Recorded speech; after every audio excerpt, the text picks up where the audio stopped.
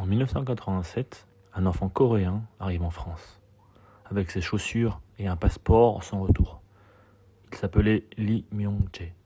Cet enfant, c'était moi. Devenu adulte, je suis reparti à la recherche de mes racines. En 2016, c'est là que j'ai découvert l'impensable. Sur les registres de Séoul, Lee Myung-jae est déclaré décédé depuis 1988. Officiellement, je n'existais plus. On m'avait fait disparaître.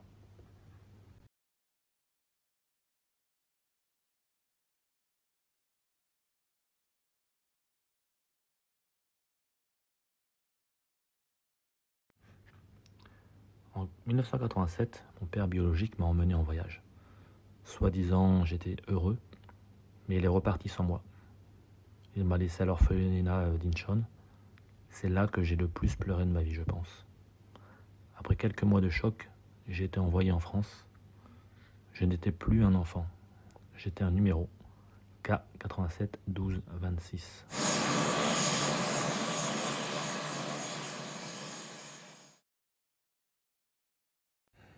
En France, j'ai une enfance heureuse.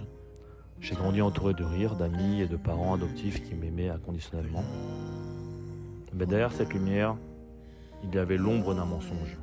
Les papiers disaient que mes parents biologiques étaient décédés, que j'étais un orphelin solitaire. Vers 12 ans, avec mon grand frère, les questions ont commencé. Malgré le racisme et l'incompréhension, nous étions fiers d'être asiatiques. Puis à 25 ans, le besoin de réponse est devenu trop fort. J'ai tout quitté. J'ai pris un billet pour la Corée. J'avais besoin de vérité. Là-bas, j'ai vécu un immense choc. Pourtant, certains paysages me semblaient familiers. Les saveurs, les senteurs de la nourriture m'ont paru comme une évidence. Des choses qui me manquaient, sans même que je les connaisse. Mais j'étais aussi un étranger sur ma propre terre natale. On ne comprenait pas pourquoi mon visage était coréen, mais ma langue française. Pour éviter la pitié et ne pas rendre mon histoire pathétique, j'ai appris leur langue. J'ai connu de grands moments de solitude. J'ai parfois touché le fond, mais j'ai aussi trouvé des amis, une communauté, et j'ai appris à me débrouiller seul. J'ai choisi de transformer la haine et la rage en résilience. J'ai compris que je n'avais plus à choisir entre la terre où je suis né et celle où j'ai vécu. Mon identité, c'est juste être moi-même. Je suis revenu en France pour partager cela, faire ce pont entre la France et la Corée, mes origines. Certaines blessures ne guériront jamais, mais ce n'est pas le début. Aujourd'hui, je sais que je suis sur la route du bonheur et que j'ai les réponses qu'il me fallait pour grandir. Pour comprendre pourquoi j'ai dû ressusciter, il faut comprendre la machine dans laquelle j'ai été jeté.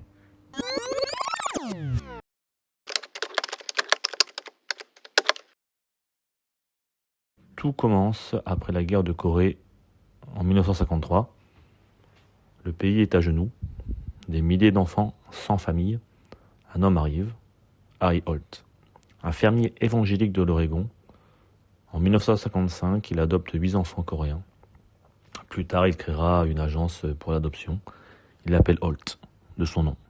C'est par cette association que j'ai été envoyé en France. Dans les années 70, la Corée du Sud se transforme. Samsung, Hyundai, LG, le monde regarde. Mais derrière ce miracle, les orphelinats ne désemplissent pas. Une mère célibataire est une honte sociale.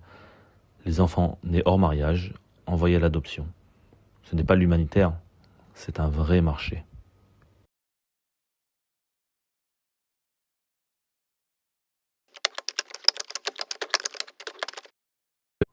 Décembre 1979, le général Chon Do-won s'empare du pouvoir.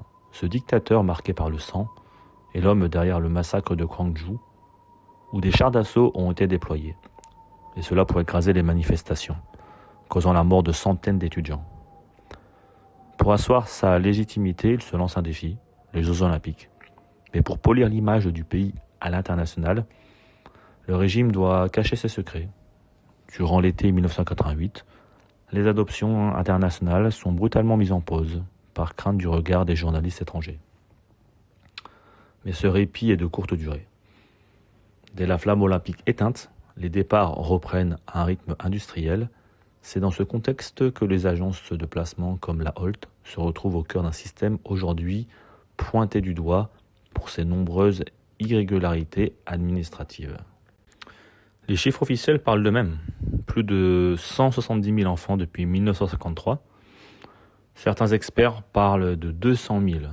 La Corée du Sud, premier exportateur d'enfants au monde. Les États-Unis en tête.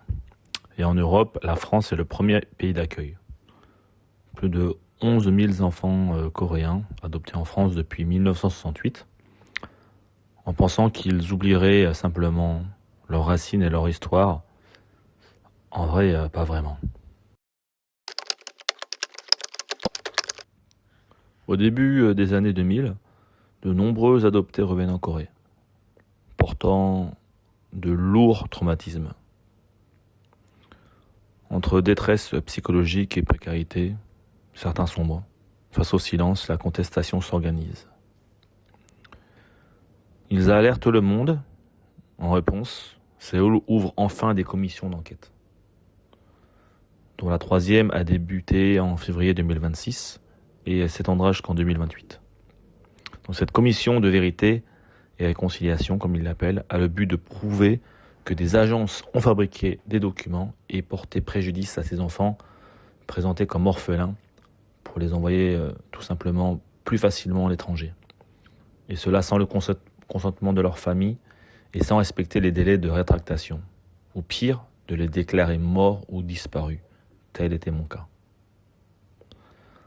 En juillet 2025, la Corée du Sud a officiellement mis fin aux adoptions internationales privées 70 ans après le début du système. C'est une reconnaissance, un premier pas, mais ce n'est pas suffisant.